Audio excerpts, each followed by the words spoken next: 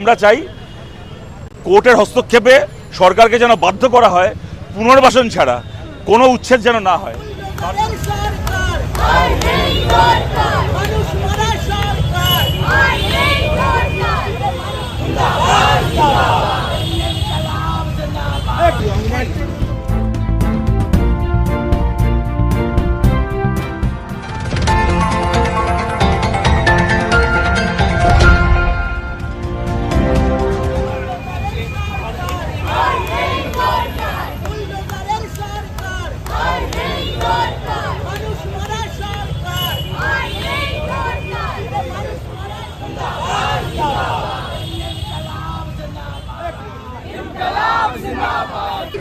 রীতিমতো হকার উচ্ছেদ নিয়ে বারংবার লড়াই, অবশেষে হাইকোর্ট থেকে স্টে অর্ডার পাওয়া গেছে, কিন্তু সেটা 17 জুন পর্যন্ত।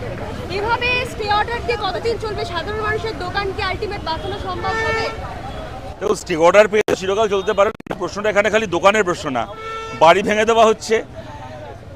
অনেক ক্ষেত্রে রেলের যে শ্রমিক ইউনিয়ন বা হকার ইউনিয়নের অফিস, সেগুলো ভেঙে দেওয়া হচ্ছে। কোচবিহারে আমরা দেখেছি একটা 40 বছর ধরে চলে আসা একটা বাচ্চাদের স্কুল ভেঙে দেওয়া হয়েছে, এইটা বলে যে সেটা নাকি রেলের জমিতে ছিল। সুতরাং প্রশ্নটা খালি কিছু দোকানের নয়, দোকানের প্রশ্ন তো অবশ্যই, মানুষের জীবন জীবিকার প্রশ্ন তো অবশ্যই স্টে অর্ডারের কোনো পার্মানেন্ট সলিউশন নয়।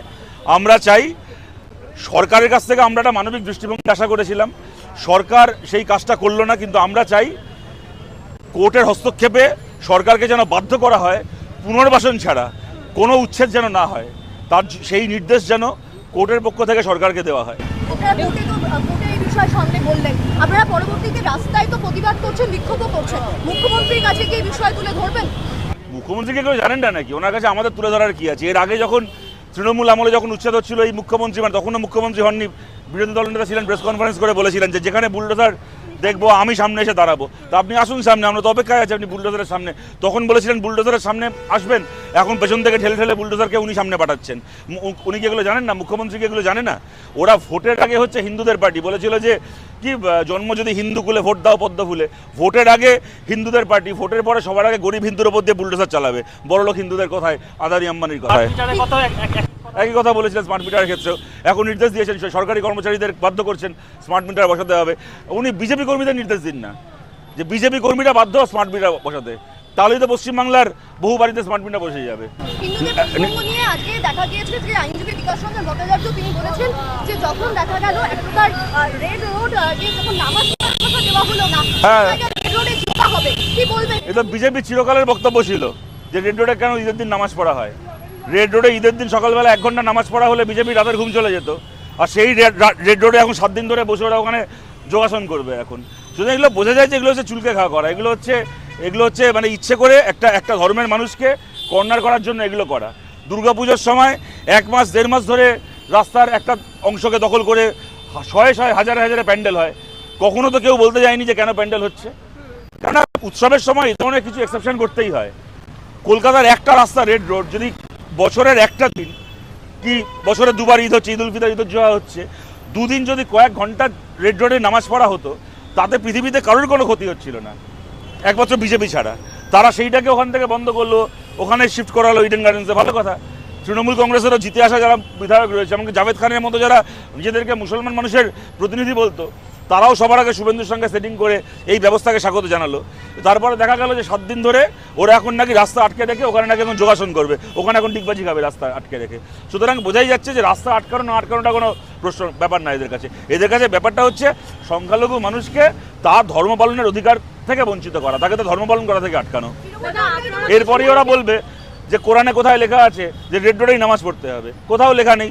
তেমন ভারতের কোন শাস্ত্রে লেখা আছে, কোন বেদে, কোন উপনিষদে লেখা আছে যে রেড রোডে যোগাসন করতে হবে? তাও তো কোথাও লেখা নেই।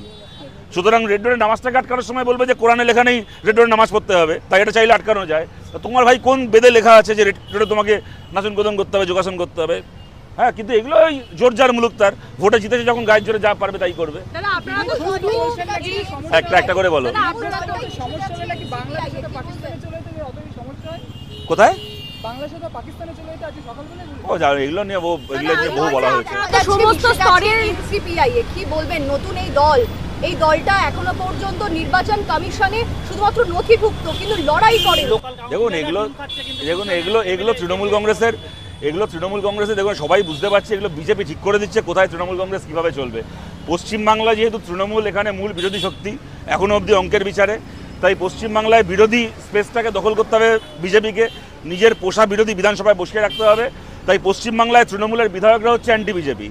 আর দিল্লিতে মোদির ওখানে দরকার আরও কিছু এমপির সমর্থন, যাতে করে কিনা ওখানে লোকসভা ইচ্ছা মতো বিল পাস করাতে পারে। তাই ওখানে বিজেপির সিদ্ধান্ত মতো ওখানে তৃণমূল কংগ্রেসের এমপিরা আবার বিজেপির শরিক। একই দল, তারা বিধানসভায় বিজেপি বিরোধী, দিল্লিতে তারা বিজেপির শরিক। এগুলো বিজেপির যখন যেখানে যেমন প্রয়োজন তখন সেই মতো করে এটা সিদ্ধান্ত নেওয়া হয়েছে। এর মধ্যে তো কোনো রাজনীতি নেই, এর মধ্যে খালি ধান্দাবাজি আছে। সুমিতা চক্রবর্তীর রিপোর্ট, এখন দিনকাল নিউজ, কলকাতা।